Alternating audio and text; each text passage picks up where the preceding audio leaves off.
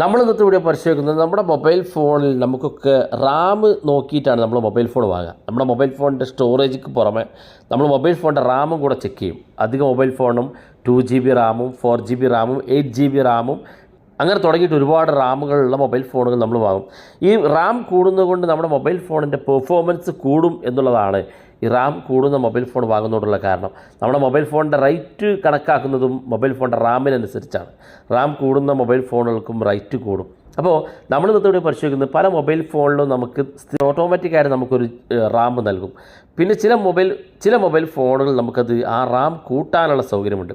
എന്നാൽ അത് കൂട്ടി കൊടുക്കുമ്പോൾ നമ്മുടെ മൊബൈൽ ഫോണിന് ഒരുപാട് പ്രശ്നങ്ങളുണ്ടാവും. അപ്പോൾ നമ്മൾ ഇന്നത്തെ വീഡിയോയിൽ നമ്മുടെ റാം കൂട്ടുന്നതുമായി ബന്ധപ്പെട്ടുള്ള കാര്യങ്ങളാണ്. റാം കൂട്ടാൻ എങ്ങനെ സാധിക്കും, റാം കൂട്ടിയാലുള്ള പ്രശ്നം എന്താണ്, ഇല്ലെങ്കിൽ അതിനുള്ള ഗുണം എന്താണെന്നൊക്കെയാണ് നമ്മൾ നോക്കുന്നത്. വീഡിയോ അവസാനം വരെ കണ്ടു നോക്കുക.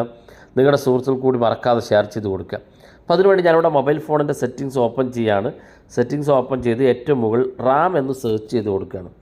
ഇവിടെ കാണാൻ നിങ്ങൾക്ക് റാം എന്ന് ഞാൻ ഇതുപോലെ സെർച്ച് ചെയ്ത് കൊടുത്തു. ഇവിടെ കാണാൻ സാധിക്കും എബൌട്ട് റാം എന്നുള്ളൊരു ഓപ്ഷൻ. ഞാനത് ക്ലിക്ക് ചെയ്തു. ഇവിടെ ഇൻ്റർഫേസിലേക്ക് എത്തും നമ്മുടെ മൊബൈൽ ഫോണിൻ്റെ. ഇവിടെ നമുക്ക് റാം എന്ന് കാണാൻ സാധിക്കും. ഈ റാം എന്ന് കാണുന്നത് നിങ്ങളുടെ മൊബൈൽ ഫോണിലൊക്കെ ഉണ്ടാകും റാം എന്നുള്ളത്. അത് സെലക്ട് ചെയ്ത് നോക്കുക. ഇപ്പോൾ ഓൾറെഡി കാണാൻ സാധിക്കും എൻ്റെ മൊബൈൽ ഫോണിൽ എനിക്ക് മൊബൈൽ കമ്പനി തന്നിരിക്കുന്നത് 4GB റാം ആണെങ്കിൽ എനിക്കത് മാക്സിമം അത് 6GB വരെ, ഞാനിപ്പോൾ 4ൽ നിന്ന് 6ലേക്ക് മാറ്റി 6GB വരെ എനിക്ക് ഉപയോഗിക്കാം. കൃത്യമായിട്ട് നമ്മുടെ മൊബൈൽ ഫോൺ നല്ല പെർഫോമൻസ് ആയിരിക്കും.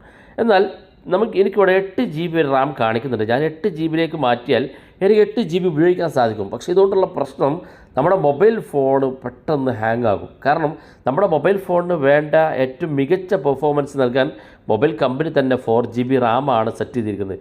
വേണമെങ്കിൽ നമുക്ക് 6GBയിലേക്ക് മാറ്റാം ഇതുപോലെ. ഇനി വേണമെങ്കിൽ നമുക്കത് 8GBയിലേക്ക് മാറ്റാം.